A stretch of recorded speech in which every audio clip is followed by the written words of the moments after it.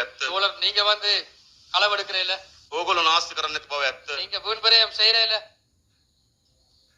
හැබැයි කරපු අයට මොකද කරන්න කියලා. ஆனால் செஞ்சாங்களுக்கு என்ன செய்ய போறீங்கன்னு கேக்குறாங்க. මොකද කරන්න ඕන? என்ன செய்யணும்? හරියට කරනවා. நாங்கள் அதை சரியான வகையில செய்யணும். අපි අල්ලස්සෝ දූෂණ කොමිසම සභාව ශක්තිමත් කරලා තියෙනවා. நாங்கள் லஞ்ச ஊழல் ஆணைக்குழுவை வந்து உறுதியாக்கி இருக்கிறோம். අපරාධ පරීක්ෂණ දෙපාර්තමේන්තුවට අවශ්‍ය වෙන සහාය දීලා තියෙනවා. குற்ற புலனாய்வு அந்த விசாரணை திணைக்களத்தை வந்து உறுதியாக்கி இருக்கிறோம். දෙපාර්තමේන්තුවට අවශ්‍ය වෙන සහාය දීලා තියෙනවා. சட்டமா அதிபர் திணைக்களத்துக்கு அந்த உதவியை நாங்கள் வழங்கி இருக்கிறோம். අපි පරීක්ෂා ආයතන බලවත් කරලා තියෙනවා. நாங்கள் அந்த விசாரணை ஆணைக்குழுக்களை வந்து நாங்கள் சரியாக உறுதியாகி இருக்கிறோம். වැඩේ සිද්ධ වෙමින් තියෙනවා. வேலைகள் நடந்து கொண்டிருக்குது. ඔගොල්ලෝ හිතුවද කවදාවත් லங்காவே போலீஸ் பத்திட்ட හැංගෙන්න වෙයි කියලා. நீங்க நினைச்சீங்களா இப்ப சரி இலங்கையில வந்து போலீஸ் மா அதிபருக்கு ஒளிய வேண்டி வரும் නේද? වෙනදා පොලිසියේ ඉන්නේ අපි හොයන්න. දැන් අපිට උනා පොලිස්පති හොයන්න. இவ்வளவு நாளும் போலீஸ் வந்து எங்களை தேடினது வந்து இப்ப நாங்க வந்து போலீஸ் தேடுற நிலைமை இன்னைக்கு வந்து அரசாங்கம் ஜாතික ජනබලවේගයේ ආණ්ඩුව තිබුණා නම් මෙහෙම දෙයක් වෙයිද? தேசிய மக்கள் சக்தி அரசாங்கம் இருந்திருக்காட்டிக்கு இப்படி நடந்திருக்கு. නෑ බලයේ තියෙන අයට නීති ක්‍රියාත්මක වෙන්නේ නෑ. முந்தி இருந்த அதிகாரம் இருந்தாங்களுக்கு வந்து அவ்வாறு දැන් තමයි බලයේ තියෙන අයට නීති ක්‍රියාත්මක වෙන්නේ. இப்பதான் அதிகாரம் இருக்கிறாங்களுக்கு வந்து சட்டம் හොඳට මේ රට. இதான் சரியான நிலைமை. මේ වෙනකොට ඇමතිවරු 3ක් ඇතුලේ. இப்பயும் முன்னாள் 3 அமைச்சர்மார் உள்ளுக்குள்ள. நல்ல මඩකලුපෙක් කෙනෙකුත් ගියා හොඳයි. මටකල පොරතර පොර. ඒ මාහැමතේ. ඉතින් අපිට කරන්න දෙයක් නැහැ. කවුරු හරි කෙනෙක් වැරදි කරලා තියෙනවා නම් වැරදි කරේ කවදද? කොයි කාලෙද කියන ભેදකින් තොරව වැරද්දට දඬුවම් දෙන ආණ්ඩුවක් තමයි ජාතික ජනබලවේගයේ ආණ්ඩුව. யார் சரி கொலை செய்திருந்தேன்னு சொன்னால் அது எப்ப செய்ததென்று இல்ல அவர்களுக்கு எதிரான தண்டனைகளை வழங்குவதுதான் தேசிய மக்கள் சக்தி. කට්ටි හිතුව අපරාධ කරලා ආකල් යෝජනාවල් வந்து அநியாயம் செஞ்சு හැමදාම ඒගොල්ලන්ගේ ආණ්ඩු තියෙනවා.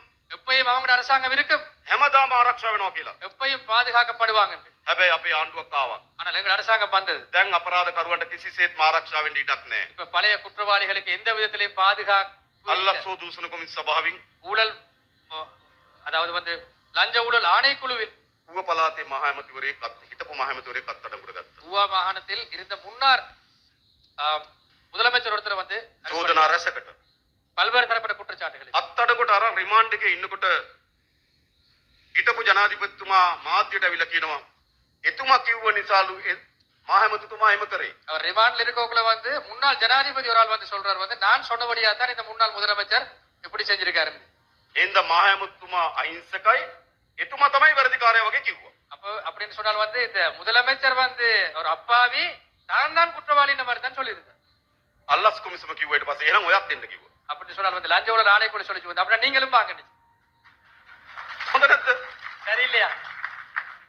17 වෙනිදා එන්න කියලා තියෙන අල්ලාස් කොමිසමට 17 தேதி லஞ்ச ஊழல் ஆணைக்குழு வர சொல்லியிருக்கவர்.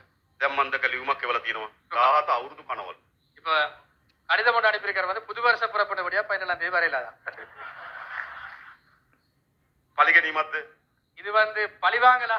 චෝදනාවට කෙනෙක් අත්අඩංගුවට ගත්තාම ஒரு ஆள் ஒரு குற்றச்சாட்டின் பிரகாரம் கைது செய்யக்குள்ள එළිය කියන්න බෑ කවුරුත් එයා චෝදනා නැහැ මම තමයි කිව්වේ මම නිසා කරේ අපි කියන්නේ ඒගොල්ලන්ට ඇවිල්ලා අල්ලාස් කොමිසමට කියන්න. வெளியில யாருக்கும் சொல்லல வந்து அவர் அப்பாவி நான் தான் சொன்னேன் அப்படி சொன்னா அப்படி சொன்னா நாங்க சொல்றோம் லஞ்ச ஊழல் ஆணைக்குழுக்கு வந்து நீங்க சொல்லுங்க. මේ රටේ කවදාවත් හිතුවද හිටපු ජනාධිපතිවරු සිතාසියයි කියලා? நீங்க இதுக்கு முதல்ல யோசிச்சீங்களா வந்து இதுக்கு முதல்ல அரசாங்கங்கள வந்து முன்னாள் ஜனாதிபதி ஒருத்தருக்கு எதிராக வந்து ஒரு இது வரும்னு சொல்லி அழைப்பானே வரும். හිටපු ජනාධිපතිවරුත් පොලිමක් ඉන්න හොඳේ. முன்னாள் ஜனாதிபதி ஒரு போலில் இருக்காங்க. මේ රටේ නීතිය හදනවා. මේ நாட்டுக்கு சட்டத்தை உருவாக்குவோம். சரி. විතරක් නෙමෙයි තමුන් වහන්සේලා දන්නවා. அது மாத்திரமல்ல உங்களுக்கு தெரியும். අපේ රටේ ඉතිහාසයේ විශාලම කළු කැලල. நமது நாட்டின் இந்த வரலாற்றின் ஒரு பாரிய கரும் புள்ளி வாஸ்கோ பஹாரே ஈஸ்டர் தாக்குதல் ආගමික ස්ථාන ඇතුලේ මத තලங்களுக்குள் හෝටල් ඇතුලේ හෝටල්களுக்குள் සාමාන්‍ය දෙවියන් වහන්සේ අදහමින් හිටපු ඒ ජනතාව ඉලක්ක කරගෙන එල්ල කරපු පහාරය ඉතාමත් තුච්ඡ පහාරයක්. அதாவது இறை வழிபாட்டில் ஈடுபட்டிருந்த மக்களுக்கு எதிராக மேற்கொள்ளப்பட்ட அந்த தாக்குதல் மிகவும் மோசமான தாக்குதல். අපි මේ පිළිබඳ පරීක්ෂණ ආරම්භ කරලා තියෙනවා. நாங்கள் அது தொடர்பான விசாரணையை மேற்கொள்கிறோம். මේ පැත්තෙනුත් කෙනෙක් අත්අඩංගුවට අරන් තියෙනවා. இங்கல பக்கத்திலே ஒரு ஆள் அரெஸ்ட் பண்ணிருக்கு. කරන්න ඕනේ නැත නීතිය. நாங்கள் சட்டத்தை அமுல்படுத்த வேண்டாமா? මේව තමයි ආණ්ඩුවක් හදලා තියෙන්නේ. இப்படித்தான் சட்ட அரசாங்கத்தை நாங்கள் உருவாக்கியிருக்கோம். මේ හැම වෙලාවම තමුන්වහන්සේලා ගුවමනාවන් වෙනුවෙන් පෙනීන ආණ්ඩුවක්.